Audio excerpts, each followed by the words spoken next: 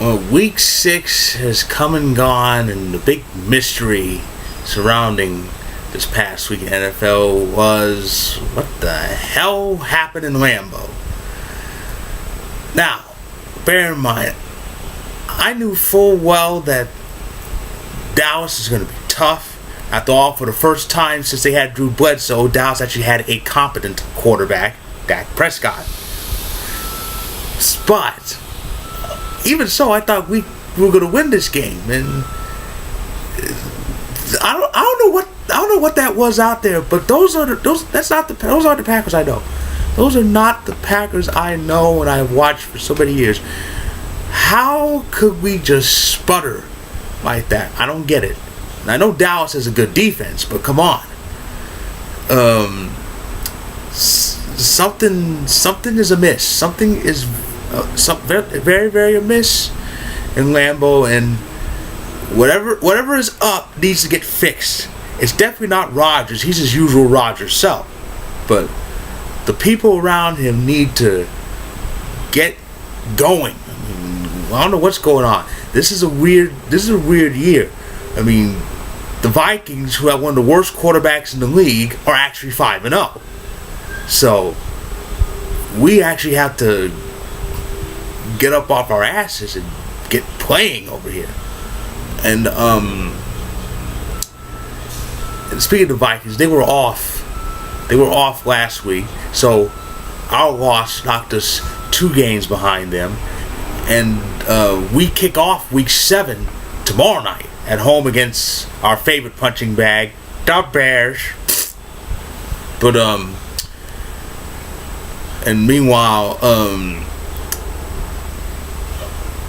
Minnesota heads up to Philly, and I would think the Eagles would have some pent-up frustration. They've lost back-to-back games.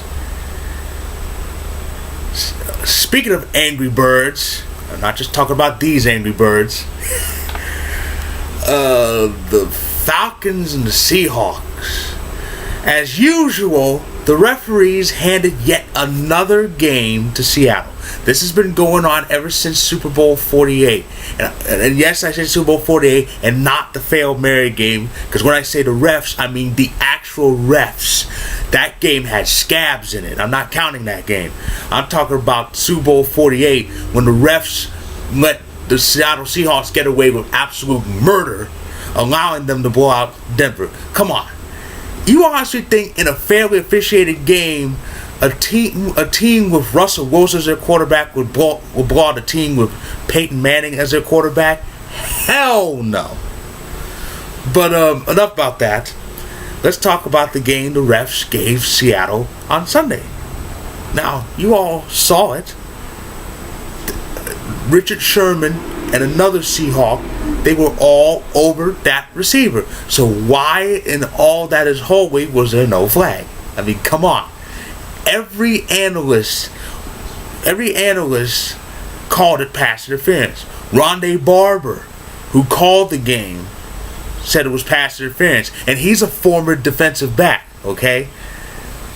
So if a former DB says pass interference, it's pass interference. Every analyst after that game was played, who played that back, said it was pass interference. All except for the referees who have been on Seattle's payroll ever since that Super Bowl. Since then they have been secretly cheating on their wife, Tom Brady, with their mistress, Russell Wilson. I mean, let's face it, Russell Wilson's not good enough to play for the conference, let alone win a Super Bowl. He proved that in Super Bowl 49 when he single-handedly screwed the game up for them, but with that interception. But needless to say, the refs gave Seattle another game, plain and simple. And now they're sitting on top ahead of the Rams, who let Detroit beat them. I don't know what's going on with the Rams. They lost back-to-back games. I don't know if it's reality or they're just having a bad couple of weeks. I still have the Rams as one of the 2 wild cards in the NFC. I don't have them win the division, but I still think this is a playoff team. They just need to get it together. That's all. They just need to get it together. That's it. That's all they have to do. And however, I just made up this phrase, I am starting to have prognosticator's remorse about one team, the New York Jets. Before this season started, I had the Jets as one of the 2 wild cards of AFC, and I based this on last season when they actually went 10-6 and were very, very close to a playoff spot. As the late great Don Adams often quipped on Get Smart, the Jets missed it by that much. But now, the Jets look like hot garbage. They look exactly like hot garbage. I don't know what the fuck is wrong with them. Well, actually, I do know what the fuck is wrong with them. Their quarterback is throwing interception by interception by interception. I think he has about 11 this season. And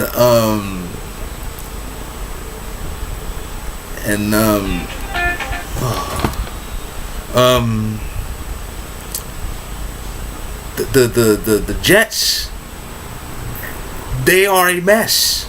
They just got beat by Arizona on Monday Night Football. By the way, I don't know why the hell that matchup was even on Monday nights. I mean, Jets and Arizona, no one cares about that. Ugh. Thankfully, the upcoming Monday night game is a little bit better. Denver and Houston. I mean, both those teams are relevant. Denver, even with their downs as of now, they could be playoff bound. And Houston, even with J.J. Watt being banged up, they're in first place. They managed to come back. On the Sunday Night Football game against Indy, they managed to come back from a 14-point deficit with 3 minutes left to force overtime, and then they won it. And they won it with a field goal. So Houston is still